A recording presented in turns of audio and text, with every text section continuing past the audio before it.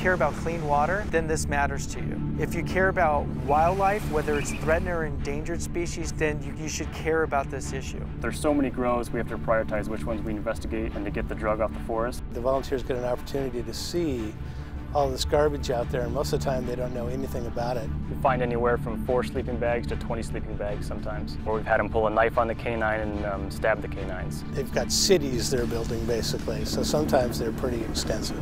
Avoid detection, they hide it under the brush. Sometimes they trim the brush a lot and we can see that change in the landscape from the air. What amazes me is the engineering. So the amount of infrastructure that is being brought in, it's just amazing how much damage and destruction is occurring.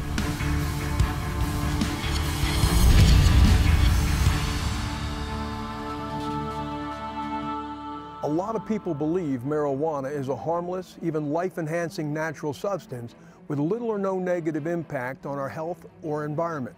And we need to look no further than our national forest to see the negative effects marijuana cultivation is having on our natural resources. The environmental problems associated with marijuana cultivation have long been a problem. However, the negative effects have only recently been well documented. Dr. Gabriel's current research concentrates on the vast environmental impacts marijuana cultivation is having on our unique natural resources of the western United States. Dr. Murad Gabriel is the co-director of the non-governmental scientific research organization headquartered in northwestern California. He is also associated with Humboldt State University and the University of California, Davis. I'm Chris Wolfe, and welcome to the National Marijuana Initiative.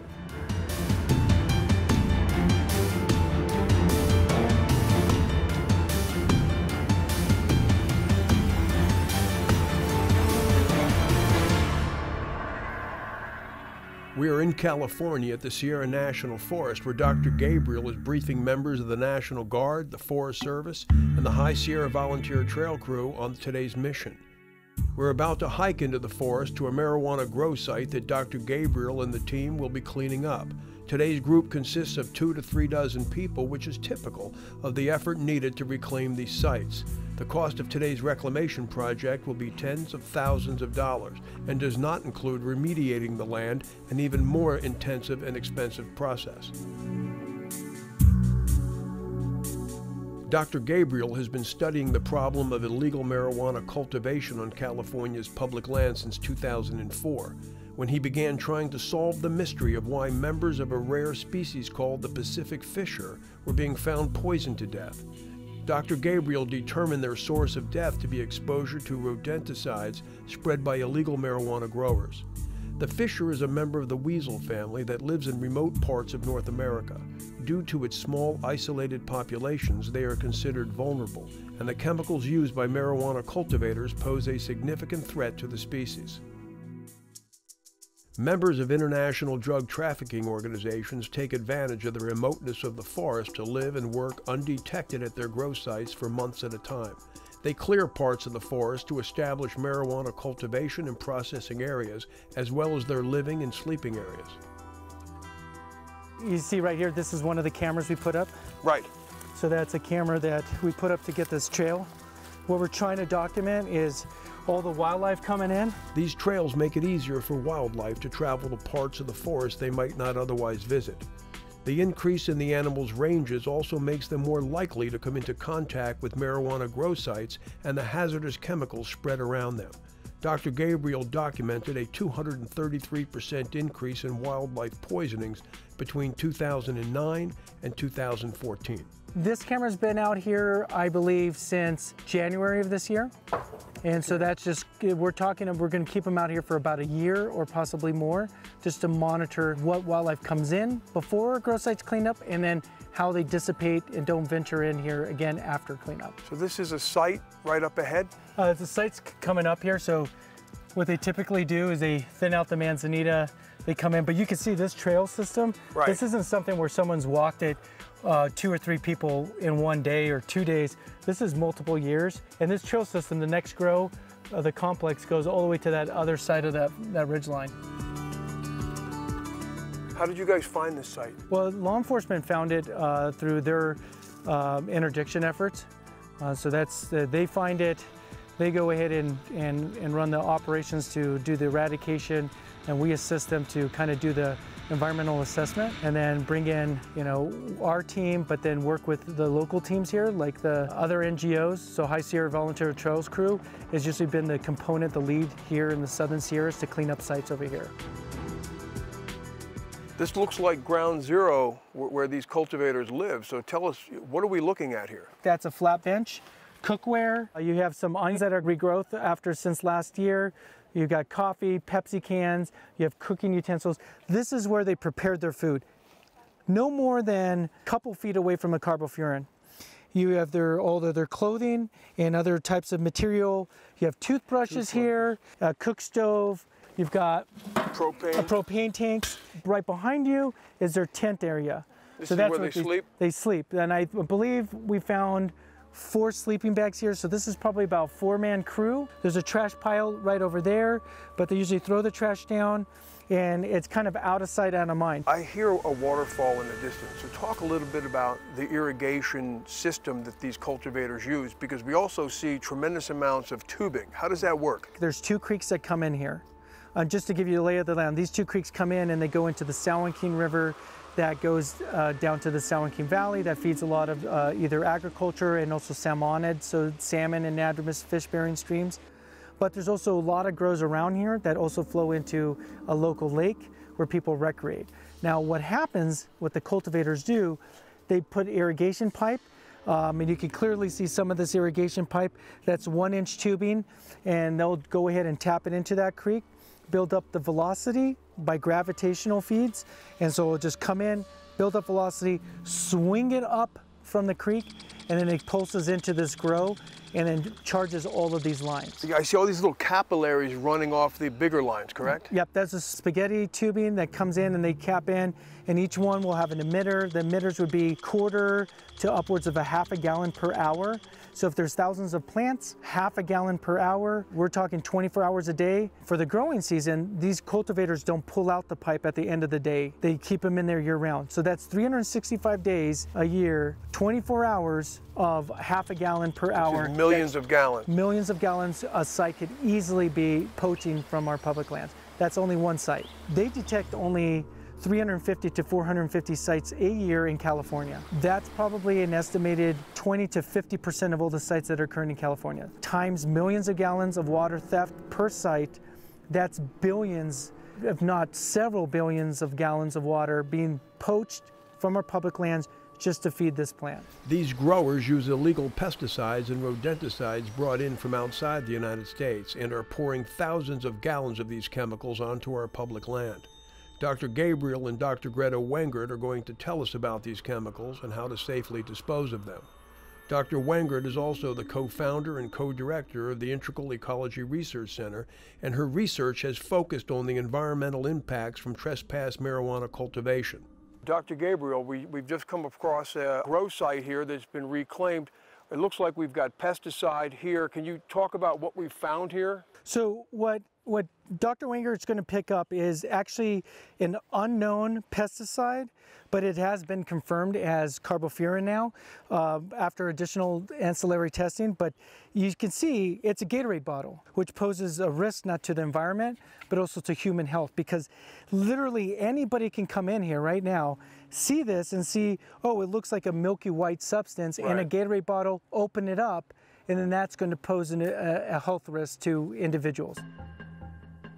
What are we looking at here? So as we were talking about earlier, there was that repurposed bottle of carbofuran. Right. What this was a full bottle of carbofuran at one point, and you can clearly see additional puncture wounds in there. Bear in mind that this material right here, it takes about 1/4 teaspoon to kill a 600-pound male African lion. So 1/8 teaspoon can kill easily a 300-pound North American black bear. These chemical bottles are found all over illegal marijuana cultivation sites and are not only dangerous to the environment but pose a significant human health risk. With the chemicals left lying around, anyone could stumble upon them and be exposed. In 2016, national parks and forests were visited by more than 500 million people. Hiking is one of the most popular activities in these recreation areas, and there have been reports of park rangers and members of the public being threatened by armed growers after unintentionally getting too close to their grow sites. What this is, unless you speak Spanish or can read Spanish, it'd be very difficult to find out what this is, because this has Spanish labeling, which means that number one is a violation of federal law and state law, because this is not manufactured or for any distribution in the United States. But this material, which is carbofuran, is also currently illegal for any use within the United States, Canada, or the European Union due to its high toxicity. Dr. Wenger, you're about to mitigate this toxic material and get rid of it? Correct. We're going to place it into the bucket. It's an airtight bucket, which will sequester it away from causing any more damage, and then appropriately dispose of it. This sprayer, we've taken a sprayer swab sample of this previously, and this came back positive for carbofuran, which is that illegal for use substance and material. But that 1 liter is not supposed to be used in a 2-gallon sprayer.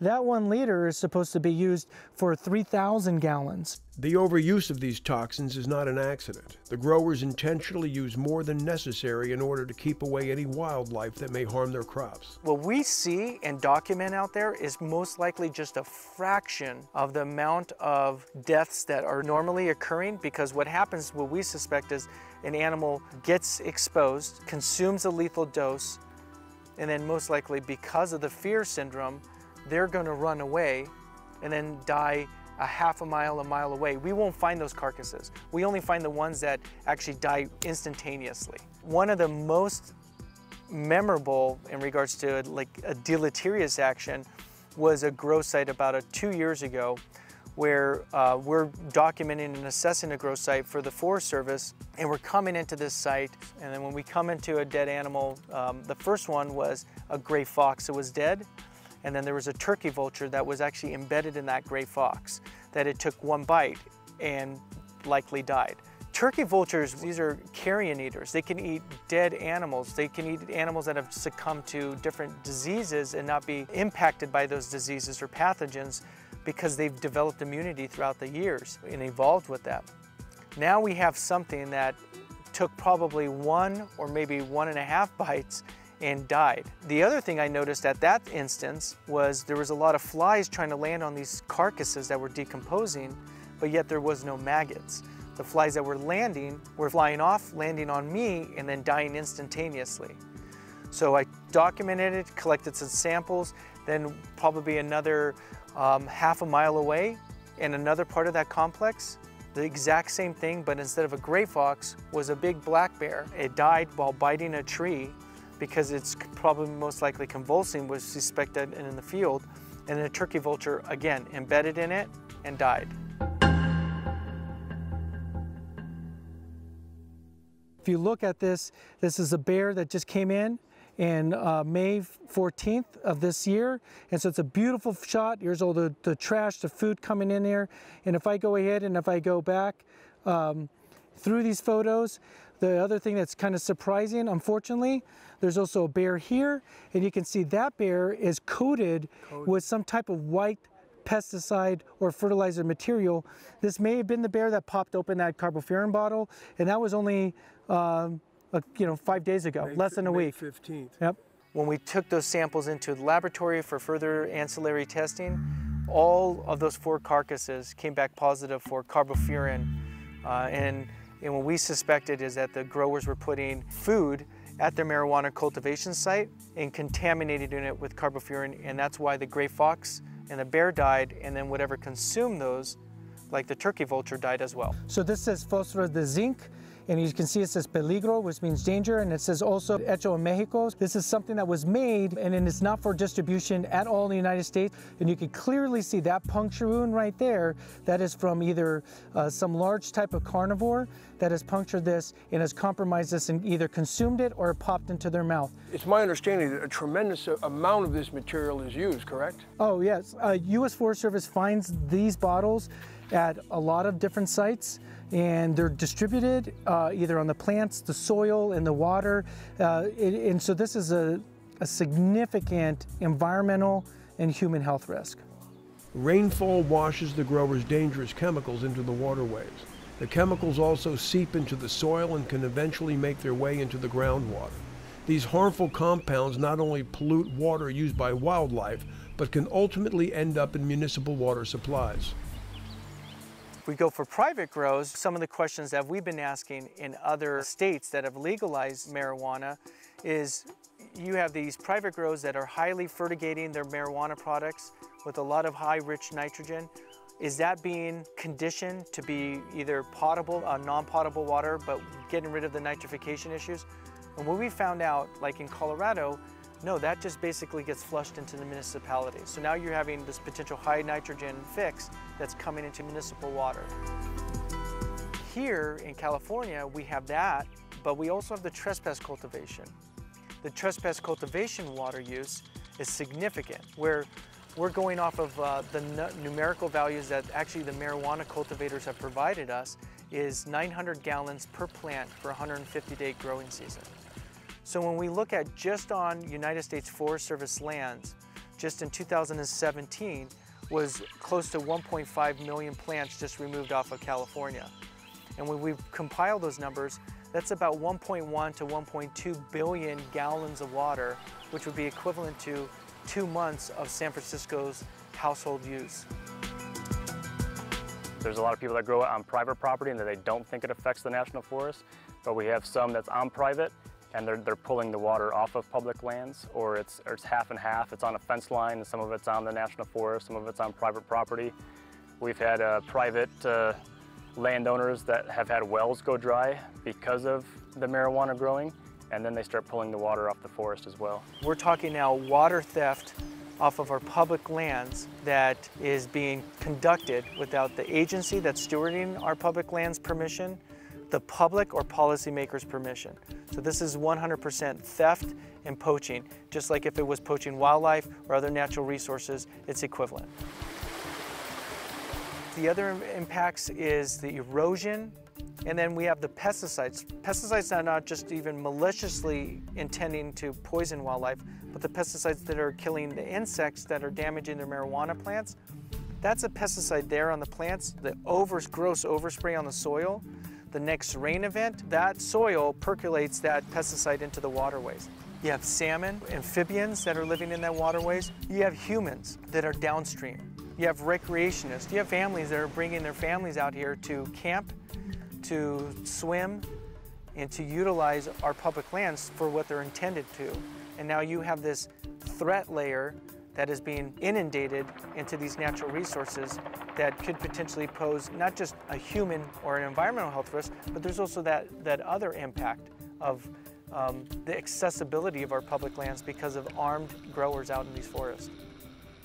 I asked Dr. Gabriel about whether chemicals remain on the marijuana plants after they've been harvested and processed. Now we've looked at recent literature, and there's been scientists that have looked at product that has been out on the market to be marketed as medicine for immunocompromised individuals. They've found fungal spores. In addition to that, they've found pesticides also present in a lot of these marketable products that have actually were purchased out of a store. So in addition to smoking, we're talking about concentrate. So when people concentrate it like hash or shatter or butter, these are all different types of concentrates of marijuana. That's taking the resin. A lot of the insecticides, specifically carbofuran, it's a systemic insecticide, which means that you place it on the plant, or you place it on the soil, or you place it in the water. It is then uptaken by the plant's xylem or phloem to be sequestered into the resin. So if it's contaminated and people are extracting that resin, the carbofuran will be impregnated into that resin. And if that's not being tested and then poured into an edible, because someone who may be immunocompromised cannot volatilize it or smoke it because it would be an irritant for their lungs. Let's just say you had lung cancer. You can't do that. You have to take an edible and concentrate. And if no one's testing that material, there's that potential mechanism of being exposed to those chemicals. And in addition to that would be also people are juicing. So people get marijuana, raw marijuana, juice it, extract it. Again, these are all potential mechanisms of getting that contaminated material into your system that carbofuran you shouldn't be ingesting in the first place. I asked Dr. Gabriel about the expense associated with the legal marijuana cultivation and the ensuing land reclamation. The financial impact is in the tens of thousands of dollars per site, and that's just the labor to get a site cleaned up. We bring aviation support, that adds another layer, minimum per day between $8,000 to $15,000 per site. And then you're talking refuse. If you have hazardous material, add another several $1,000s to the hazardous material on that site. That's just to reclaim the land, just removing the infrastructure. Now, we're not even talking about the restoration, which could be tens of thousands of dollars in addition to that. We were able to sit down with Captain Cody Wheeler of the U.S. Forest Service to discuss the extent of illegal marijuana cultivation on public land and its impact on law enforcement. It's huge. Just in California, over the past 10 years, there's been over 3,700 grows. There are drug trafficking organizations on 72 national forests in 21 different states. In California alone, we spend from $1.2 to $2.3 million just on law enforcement for ourselves for marijuana each year. In addition to that, 1.2 million is given to our county cooperators that they can spend in assisting us. Every bottle of carbofuran that we prevent from going to the forest is a win. And really, by the time we're out there, we're eradicating, we're reclamating, the damage is pretty much done. I asked Captain Wheeler if any of California's forest fires could be traced back to these illegal marijuana grow sites. We've had a handful of wildfires started by growers. We've had guys running from grows, lighting fires behind them. Either they're high on other drugs like maybe meth, but they're trying to get away from the grow. They think everybody's out to get them. We have intel that the growers have been taught to kick over the camp stove when we come to do the raid so that starts a fire. And then we have the natural fires, or either lightning fire or other arson or man-caused fires that we're suppressing, that we will get called from the fire because they came across a grow site. And now we have firefighters trying to fight a fire, and it's next to all these marijuana plants and the chemicals, and then those chemicals are burning and you can't have people near that. What we worry about as conservationists is, are we going to be here, someone else 150 years down the road from today, that our children's children are reaping the ramifications of the deleterious actions that have happened in our public lands? The poisoning of wildlife, the timber poaching, the water erosion, the contamination and exposure to these pesticides.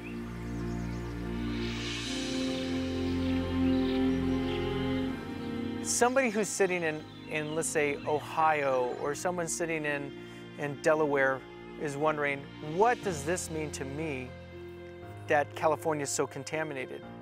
It's the fact that, one, is that a lot of these individuals are spending money making conscious decisions on shade-grown coffee, dolphin-safe tuna, sustainable purchase. But a lot of them don't even make those efforts for the marijuana that they're consuming. Their decisions may be actually, in turn, leading to contaminated water, poisoning to wildlife, and degradation of their public lands that is for them and their future generations as well. Today's cleanup at Sierra National Forest demonstrates the labor-intensive and financially expensive effort needed to remove the trash and devastation left behind by just one of the thousands of illegal marijuana grow sites located on California's vast public land. These illegal marijuana growers are not just harmlessly growing marijuana. They are also using illegal and very dangerous pesticides, rodenticides, and insecticides, which are harming our environment, poisoning our wildlife, and becoming a health risk for individuals.